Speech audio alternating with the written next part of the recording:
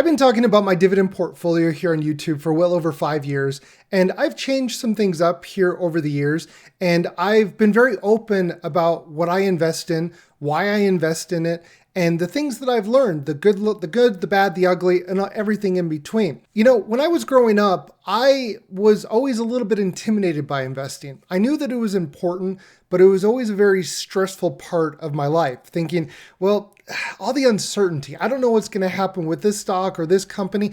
And the reason for that uncertainty is because the unthinkable happens all the time, right? Years ago, I thought that, companies like 3M or Walgreens were just, fortresses and that nothing could happen to them.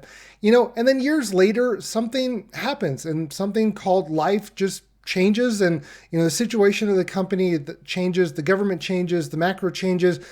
The main point here is that change is inevitable. And if you invest into the stock market, you have to expect that what your understanding is today, that understanding, that reality is going to change in the future.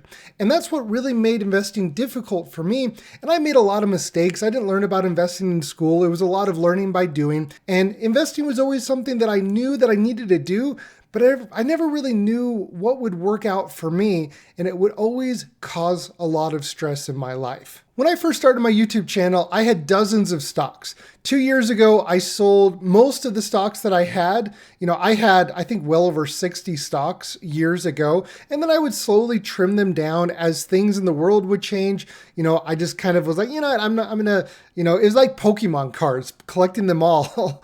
And so in the very beginning, it was just very easy, add all these different stocks into my M1 portfolio, and it was just easy. And over the years, I realized that wasn't going to be sustainable long term. So then about 2 years ago, once I reached Barista Fire, I sold most of my stocks and focused on the simple path to wealth with dividend investing, which was inspired by J.L. Collins. And I focused on a investing approach called the core and satellite. So I had a core portfolio of ETFs and satellite positions of individual stocks and a few ETFs. In the last couple of years, I haven't made any changes to my portfolio. Since, I think the beginning of 2023, I've made 0 changes to my portfolio. I just set it and forget it. And I don't talk a lot about my Roth IRA, but I haven't made any changes to my Roth IRA in 5 years.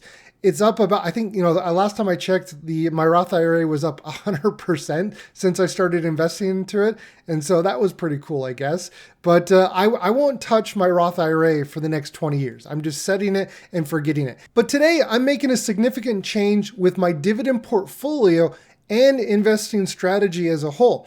I'm selling out of all of my individual stocks and fully embracing index investing for my dividend portfolio. And just so that you can compare and contrast, let me show you what my portfolio looked like before, and I'll show you in a moment here what I'm doing with my portfolio going forward. So in the past, I had SHD at about 20%, DGRO at 20%. I had VYM allocated at 5%. The actual weightings was a little bit different because this was my target allocation. What I actually had invested was slightly different.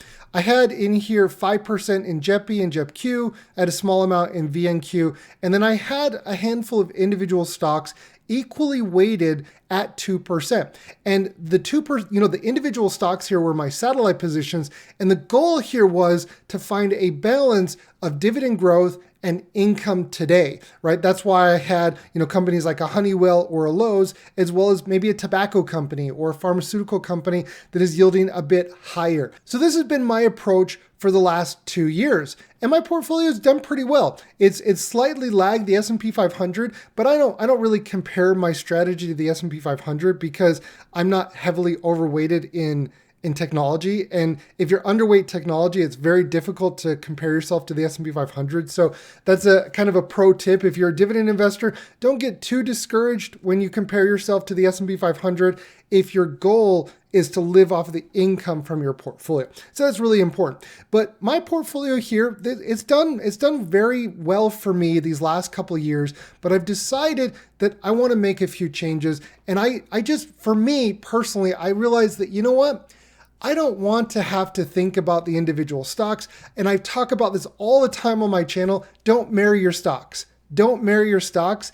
And I'm fully embracing that. I'm going to sell, or I'm in the process. I'm almost all done, but I'm in the process of selling them all. With the tax loss harvesting and, the new year and all that good stuff, trying to figure out the taxes. I'm in the process and I'm almost done transitioning entirely from this. And let me show you what my portfolio would look like going forward. Going forward, my portfolio will look like this. And I'm fully embracing what I talk about on my channel, the simple path to wealth with dividend investing. And this was inspired by J.L. Collins. If I were to pursue the traditional FIRE movement, I would invest 100% of my portfolio into VTI, in the total US stock market. Because I'm focused on the income of my portfolio, I'm taking a slightly different approach where I'm focusing on index funds that are more skewed and filtered for the income, the dividend of the companies held in these indices. But my portfolio is going to make up of 4 ETFs. My largest holding will be in SCHD at 40%, DGRO at 30%. So I will have 70% in what I call my core. And if you heard me on my channel say this many times, I always recommend 60 to 80% in your core. And I am living what I am saying here on my channel. 70% of my portfolio is in the simple path to wealth. And then I have satellite positions as I perceive them. I see these as satellite positions. I have 20% in JEPQ. This is a covered call ETF. And I have 10% in JEPI, which is also a covered call ETF. So the overwhelming majority of my money is in the simple path in SHD and DGRO. This is really where, when I look 5, 10, 20 years in the future, this is really where I'm going to get the growth, the dividend growth of my portfolio. But I'm living off my portfolio today, so I also need income today. And the majority of the income that I'm going to be receiving is going to be from JEPQ and JEPI. It's just how these ETFs are structured. But by combining them together, for me, it just is the perfect mix of what I'm looking for in my time, in my life today. And I'm going to share with you what the numbers look like. And then I'm going to walk you through the dividend reinvestment calculator and kind of show you some projections of what this portfolio would reasonably look like in the future. So this is how the portfolio is going to be set up. Once I have transitioned all of my holdings into these ETFs, I've made some sales. As I mentioned, I had my M1 portfolio, and if you are new to the channel, this may not make sense, but if you're a long-term subscriber, you know that I sold a rental property a few years ago in Austin, Texas, and I moved that money into a different account from M1 into Robinhood, and I was doing cash secured puts, covered calls with it. And now I'm finally bringing the money together, and I'm going to be combining all of the money that I had from the sale of my rental properties and from the portfolio in M1, and I'm going to be combining them. And the total value of those portfolios in this taxable account that I'm living off of at the age of 38 it's going to be valued at $1.7 million. And this is the result of many years, over a decade of working, side hustling, and all of that to make this a reality for myself. So I know there's a lot of you that are maybe new. You hear this number and you think, oh, it's just another guy flaunting his money. You can think that if you want, that's fine. But the reality is this was the result of many years of intentional spending, intentional saving and investing. And it's my entire life is, the result of that and that hard work. So, but if you're new to the channel, it's hard for you to kind of understand that. I guess you'll just have to take my word for it. This portfolio, once I'm done rebalancing to this from my old portfolio, the portfolio will be $1.7 million. 40% into SHD will just be under $700,000. 30% into DGRO will just be over $500,000. And then 20% into JEPQ will be just over $300,000, and 10% in JEPI will just be under $200,000. And so there's a couple other numbers here that I want to walk you through, and I'm going to show you how I look at this as someone who is living off of his portfolio and some of the things that are important to me. So first here on the far left, you can see the income tab. This is the amount that I'm going to be getting paid quarterly. So just over $6,000. This is all estimated based off of historical returns, which are never a guarantee of future returns, but just forward looking, I'm reasonably assuming that this is kind of where where it will be at, around $6,000 a quarter, may fluctuate over quarter. With DJRO, just under 3,000. And then with JEPQ, this is going to be monthly. So just under 3,000 a month in, from JEPQ. This will easily cover my mortgage, JEPQ, every single month. And then JEPI will be right around $1,100. And so you can see here the yield. This yield I'll update this in the future once I'm done rebalancing, but this is kind of what I'm assuming the average will be for my portfolio. So the 3.7 on SCHD, 2.3 DJRO, around 10% on JEPQ, and 8% on JEPI, and then the CAGR. So the CAGR is a little bit interesting with these. With SCHD and DJRO, it's pretty straightforward. I use more of a conservative number here. Now with JEPI and JEPQ, because these have not been around for very long, it's very possible that this could be flat, or it could even in some years be negative. It's very difficult to project. What I went with is I just went with the rate of inflation, and that's how I got these numbers. And you might be asking, well, how did you get that? And the answer to that is I guessed. And so that's the reality of it. Sometimes, you don't have all the information, so you have to use your best guess. And that was my best guess. So the numbers that are really important for this portfolio are the weighted averages. So the weighted average of this dividend portfolio is 5%. And the weighted average dividend growth rate will be right around 7%. And the total income will be right around $85,000 a year. Now, obviously, year over year, this will fluctuate, but these are the numbers as I see them today, and time will tell what it looks like in the future. But the big reason why I transitioned from, having so many individual stocks into this is, if you're a follower of my channel, I talk about this a lot. I talk about focusing on the weighted average numbers of your portfolio, weighted average yield, weighted average dividend growth rate. And I did the math and realized that I can get these numbers without owning individual stocks and not having the stress and uncertainty with individual stocks. Now, individual stocks can be great, right? And that's the key word there, can. Right? It's never a guarantee. I could 10x with individual stocks. They could be the next MPW, right? They could be the next Walgreens. Like there's never a guarantee. And it's easy to say, just pick the winners, dummy. I mean, well, maybe you can sell me your course. In the reality that I live in, no one can reliably over years predict the future. And the main reason why I decided to sell all of my individual stocks, I don't want to have to think about what's going to happen in 5 years, 10 years, 20 years. And I don't want to have this boom or bust with individual stocks. And for me, I decided, you know what? I can reach my goals with less risk, less concentration, more diversification. Why would I not do that? And for me, it was the light bulb. It's like, well, duh, just do it, right? Lose your ego, embrace index investing, and enjoy your life. Stop thinking about, stressing about individual stocks.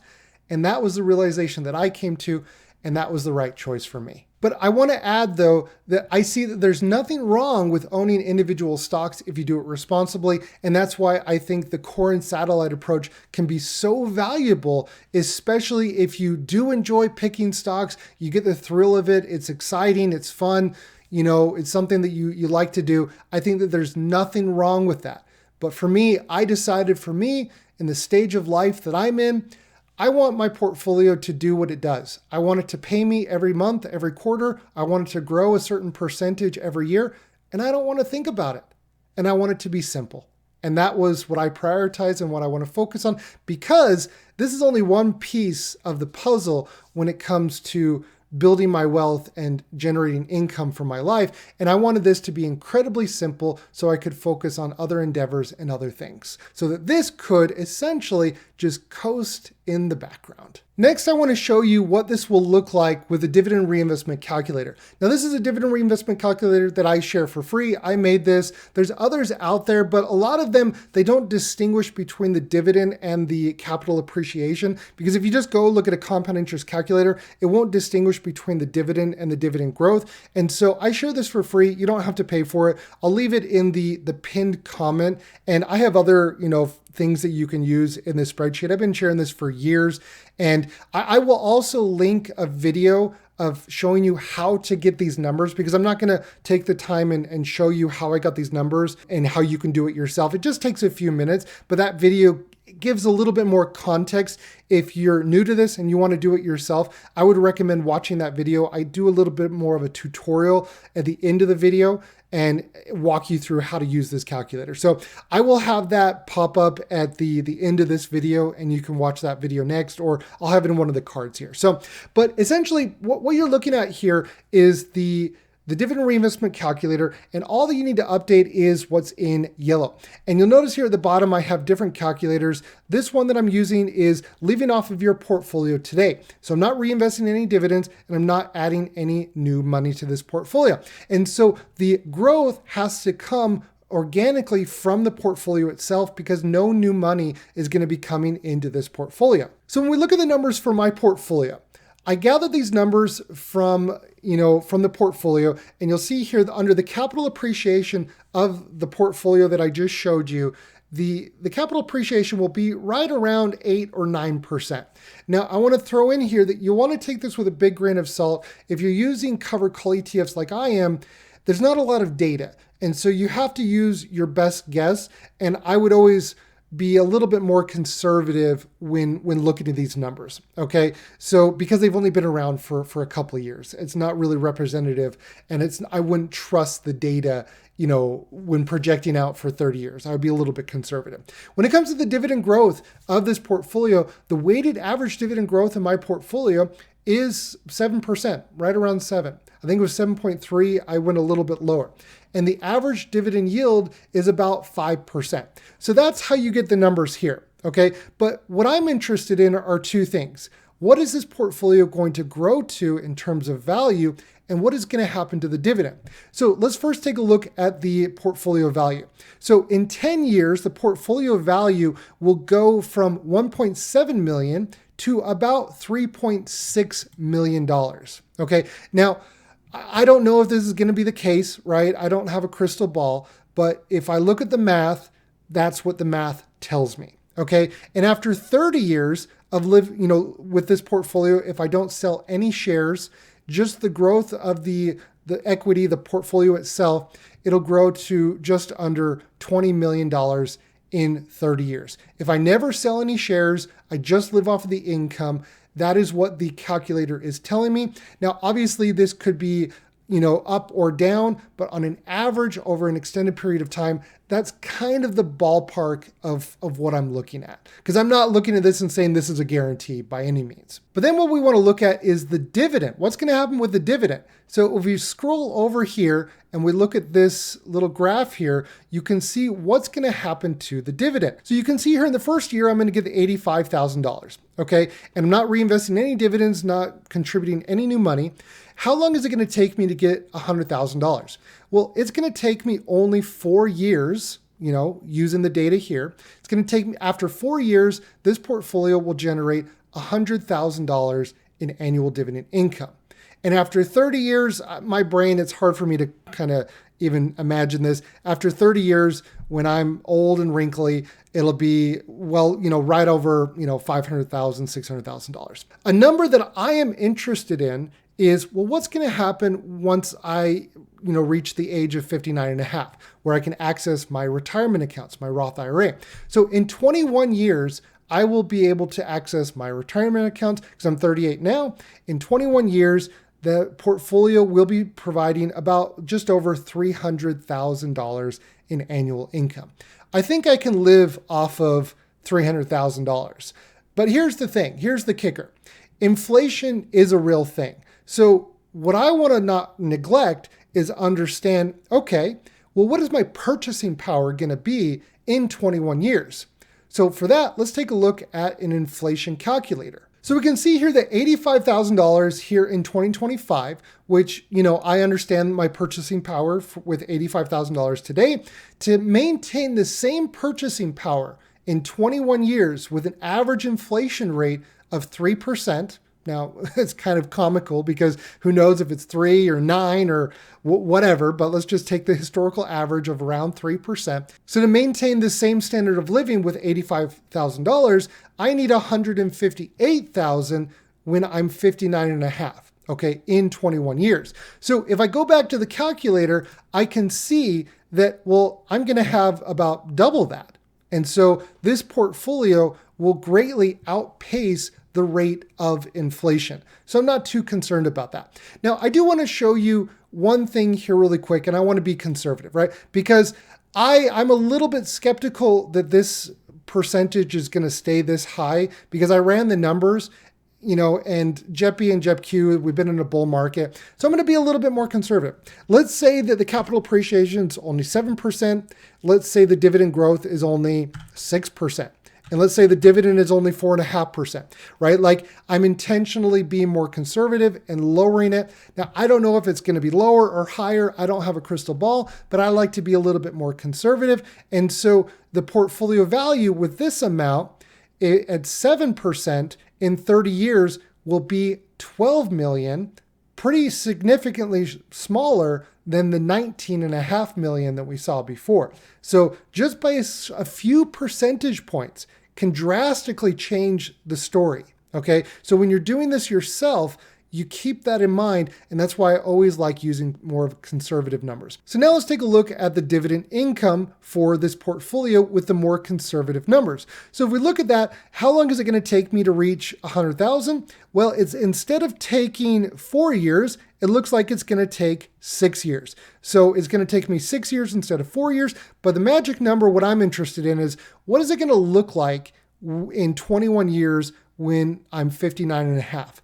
Well, it looks like instead of getting 326,000, this would reduce it to 245,000.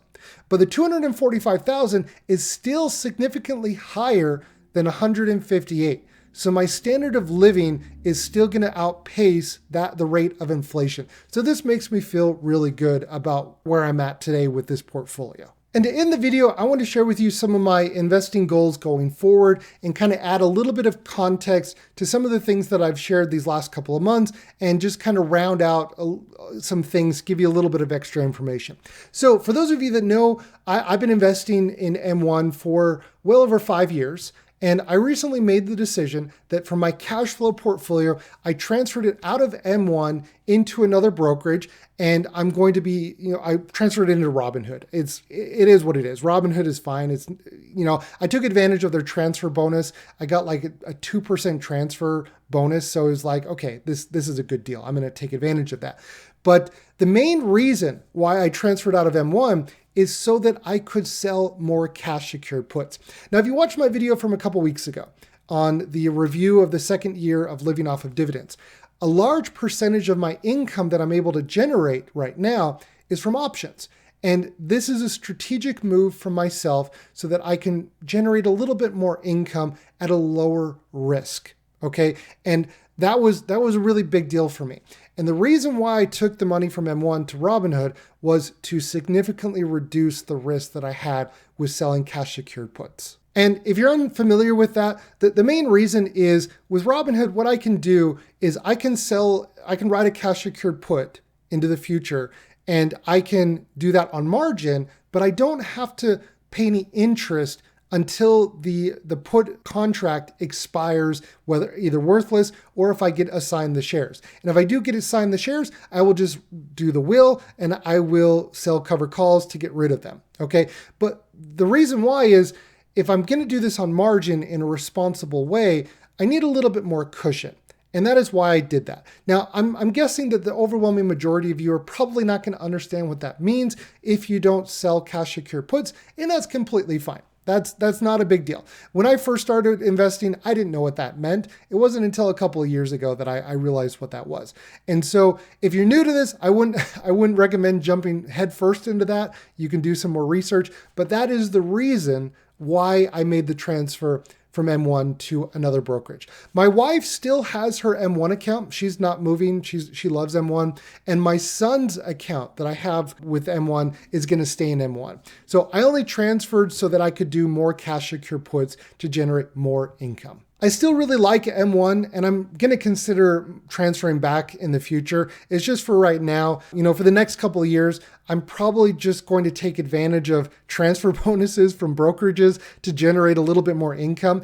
I have no loyalty to any brokerage, right? Like if Robinhood is being trash, I'll transfer out of it. If another brokerage that's reasonable has a transfer bonus, why would I not take advantage of that at this current point in time in my life?